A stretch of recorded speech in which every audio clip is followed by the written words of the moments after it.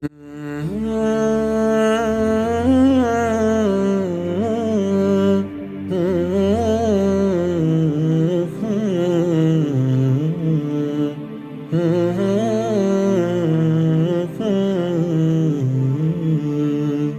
langit ke laboratorium sejarah kelahiran ilmu pengetahuan. Pernahkah kamu bertanya-tanya bagaimana manusia bisa menciptakan sesuatu seperti pesawat terbang, komputer, atau bahkan teori tentang asal-usul alam semesta? Dari mana semua pengetahuan ini berasal? Apakah dari para ilmuwan modern, ataukah ada perjalanan panjang yang mendahuluinya? Mari kita mundur jauh ke masa lalu. Bayangkan dunia ribuan tahun yang lalu.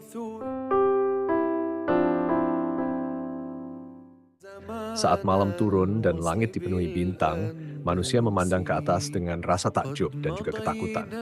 Mereka belum punya teleskop, belum punya teori tentang gravitasi atau cahaya. Yang mereka punya hanyalah rasa ingin tahu dan imajinasi. Di masa itu, setiap gejala alam dijelaskan lewat cerita.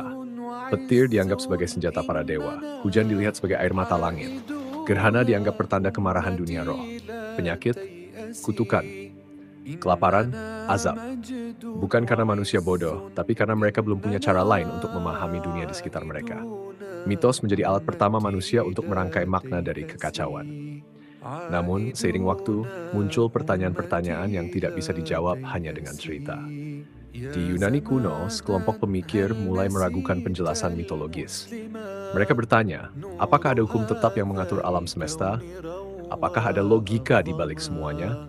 Thales dari Miletus misalnya berpendapat bahwa segala sesuatu berasal dari air, bukan karena dia punya laboratorium, tapi karena dia mencoba mencari satu unsur dasar yang menyatukan semua fenomena. Lalu datang Pythagoras dengan keyakinan bahwa alam semesta bisa dijelaskan dengan angka.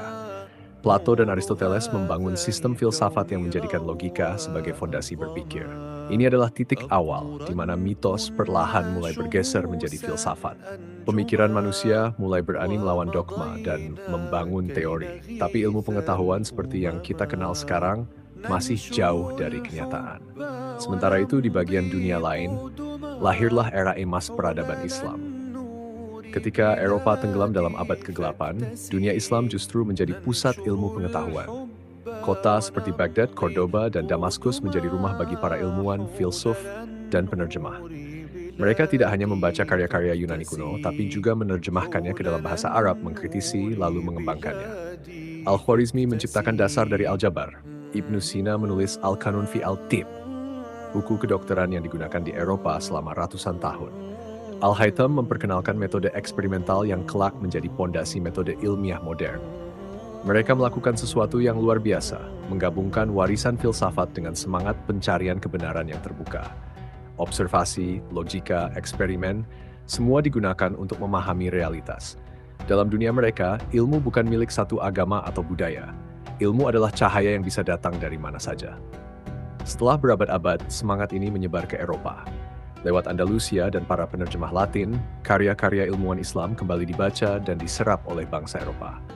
Inilah awal dari apa yang dikenal sebagai revolusi ilmiah. Francis Bacon memperkenalkan metode ilmiah secara sistematis, mengamati, merumuskan hipotesis, melakukan eksperimen, dan menarik kesimpulan. Galileo mengarahkan teleskop ke langit dan membuktikan bahwa bumi bukan pusat alam semesta. Newton menyusun hukum gravitasi yang menjelaskan gerakan bintang, planet, dan apel yang jatuh dari pohon. Ilmu pengetahuan mulai lepas dari cengkeraman dogma agama dan mulai dianggap sebagai alat untuk mengungkap rahasia alam. Perjalanan yang dimulai dari cerita petir sebagai kemarahan dewa, kini sampai pada pemahaman bahwa petir adalah pelepasan energi listrik di atmosfer. Ilmu berkembang makin cepat, revolusi industri, komputer, internet, kecerdasan buatan. Kita hidup di dunia yang penuh teknologi, tapi pertanyaannya tetap sama. Bagaimana semua ini bisa terjadi? Jawabannya sederhana, karena manusia tidak berhenti bertanya. Namun di tengah kemajuan ini ada hal yang perlu kita renungkan. Apakah ilmu masih menjadi alat untuk mencari kebenaran? Ataukah kita menggunakannya hanya untuk kenyamanan, kekuasaan, dan keuntungan? Sejarah ilmu bukanlah sejarah tentang mesin dan rumus. Ini adalah sejarah tentang keberanian berpikir. Tentang manusia yang memilih untuk bertanya ketika yang lain memilih diam. tentang mereka yang mempertaruhkan keselamatan demi kebenaran, tentang api kecil rasa ingin tahu yang terus menyala dari zaman purba hingga zaman digital. Ilmu pengetahuan tidak lahir dalam semalam. Ia adalah hasil ribuan tahun pertanyaan, kesalahan, perdebatan, dan penemuan. Sebuah warisan yang tidak boleh kita abaikan, apalagi hanya dijadikan hiasan di lemari buku. Dan kini, tongkat estafet itu ada di tangan kita. Akankah kita terus bertanya, menggali, dan memahami, atau kita hanya akan menjadi penonton pasif di tengah banjir informasi? Di sini, kita belajar bahwa ilmu bukan soal hafalan. Ia adalah semangat untuk memahami. Dan jika kamu masih bertanya, masih penasaran, selamat. Kamu sudah berada di jalan yang sama dengan mereka, para pencari kebenaran. Kalau kamu suka video seperti ini, jangan lupa like, share, dan subscribe. Karena di sini, kita belajar berpikir lebih dalam.